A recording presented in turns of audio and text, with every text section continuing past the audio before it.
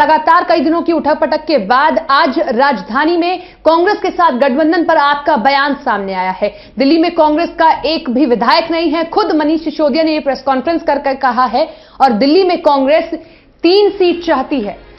तो मनीष सिसोदिया ने press conference करके कांग्रेस पर निशाना साधा है और कहा है कि ना आपका एक भी विधायक है और ना ही आपका सांसद है और ऐसे में आप 3 सीट चाहते हैं।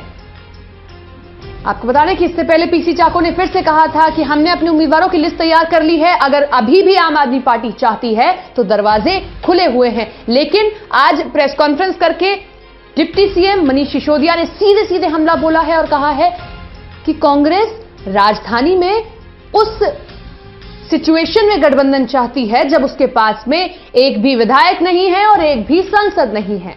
बिना विधायक और सांसद के आप 3 सीट चाहते हैं। साथ ही साथ यह भी कहा है कि कांग्रेस ही है जो गठबंधन नहीं चाहती है। तो कई दिनों से गठबंधन पर रस्साकशी जारी है। 137 दिन से ज्यादा बीत चुके हैं। लगातार दोनों पार्टियां एक दूसरे पर आरोप प्रत्यारोप कर रही हैं। पीसी चाको की लगातार राहुल गांधी से मुलाकात हो रही है। कांग्रेस भी एक समय में 2 खेमों में बंटता हुआ नजर आया था, लेकिन आज फिर से एक बार डिप्टी सीएम सामने आए हैं और उन्होंने प्रेस कॉन्फ्रेंस करके कहा है कि दिल्ली में कांग्रेस का ना एक भी सांसद है और ना एक भी विधायक है। इस सूरत में आप 3 सीट चाहते हैं, ये कैसे होगा? कांग्रेस गठबंधन नहीं चाहती है। वहीं हरियाणा की बात करें तो हरियाणा में भी कांग्रेस ही है जो गठबंधन नहीं चाहती है। हालांकि कुलदीप हमारे सहयोगी हमारे साथ जुड़ गए हैं। कुलदीप, कई दिनों की उठापटक के बाद आज मनीष सिसोदिया सामने आया, साफ तौर पर कहा है कि आपका एक भी विधायक नहीं है, एक भी सांसद नहीं है। ऐसे में आप कहते हैं कि 3 सीटें आपको दी जाएंगी। आप क्या लगता है कि गठबंधन की कोई सूरत बची है?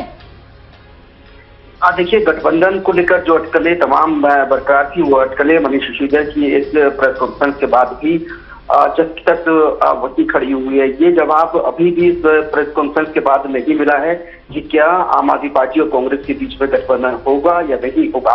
हालांकि मनीष सिसोदिया ने साफ तौर से ये कहा है कि जो फॉर्मूला हरियाणा में 6-2-1 का था, उस फॉर्मूले को कांग्रेस ने मानने से मना कर दिया है और इस फॉर्मूले के मुताबिक अपना 6 सीट हरियाणा में आम आदमी पार्टी कांग्रेस को देने के लिए तैयार थी। 2 सीटें जेजेपी के पास इस फॉर्मूले के तहत रहनी थी और 1 सीट पर आम आदमी पार्टी को लड़ना था। लेकिन मनीष सिसोदिया ये दावा कर रहे हैं कि इस फॉर्मूले को भी कांग्रेस ने मना कर दिया, जिसके बाद अब हरियाणा में आम आदमी पार्टी और कांग्रेस के बीच गठबंधन की जो तमाम कोशिशें थी ये खत्म हो गई हैं और अब हरियाणा में गठबंधन नहीं होगा। लेकिन अगर हरियाणा से निकलकर हम दिल्ली में आए और जब तमाम सवाल दिल्ली के गठबंधन को लेकर मनीष सिसोदिया से पूछे गए तो साफ साफ आम आदमी पार्टी के दोनों बड़े नेता मनीष सिसोदिया और संजय सिंह उन सवालों का सीधा सीधा जवाब देने से बचते नजर आए। जब उनसे ये पूछा गया कि हरियाणा में तो गठबंधन का चैप्टर खत्म हो गया, लेकिन क्या दिल्ली में भी अभी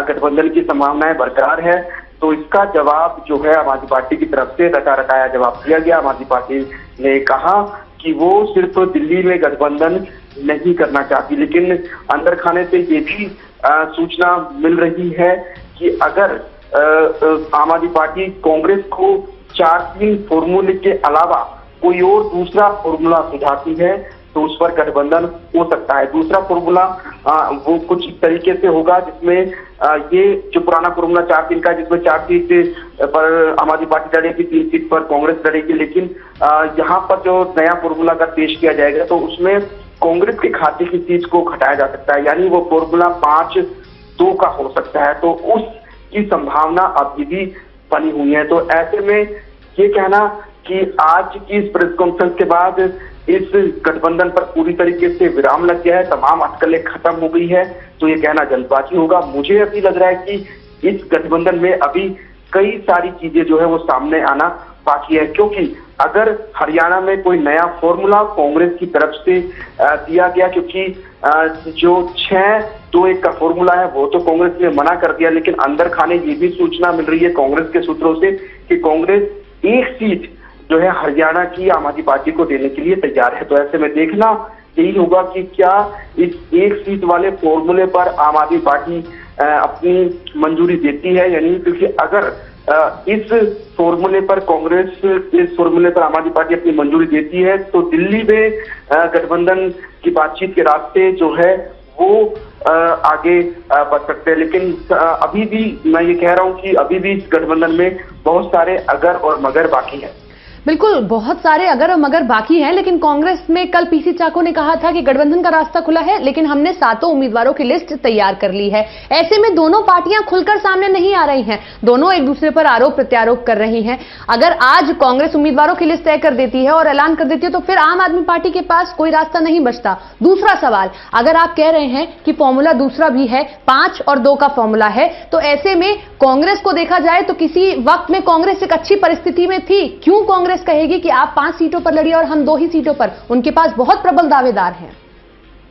वो ये देखिए, जो 5-2 का जो फॉर्मूला होगा ये आम आदमी पार्टी का फॉर्मूला हो सकता है और इसके पीछे, इस फॉर्मूले के पीछे आम आदमी पार्टी की दलील ये है कि दिल्ली में आम आदमी पार्टी के पास 67 विधायक है और वहीं अगर कांग्रेस की बात करें तो कांग्रेस के पास ना तो कोई दिल्ली में एमपी है और ना ही कोई एमएलए। तो ऐसे में उसको लगभग आधी सीटें नहीं दी जा सकती, यानी 7 में से 3 सीटें कांग्रेस को नहीं दी जा सकती है। और ऐसे में आम आदमी पार्टी ये मानती है कि इस पुराने फॉर्मूले के तहत, 4-3 फॉर्मूले के तहत कांग्रेस को अगर दिल्ली में गठबंधन करना है तो उसको सीटें कम दी जाएगी। ये आम आदमी पार्टी की तरफ से दलील है। लेकिन अगर कांग्रेस की दलील की बात करें सपना, तो कांग्रेस लगातार ये कहती आई है कि वो जो है 3 सीट की प्रबल दावेदार है, क्योंकि उसका जो जनाधार है, जो उसका वोट प्रतिशत है, वो दिल्ली के पिछले चुनावों में लगातार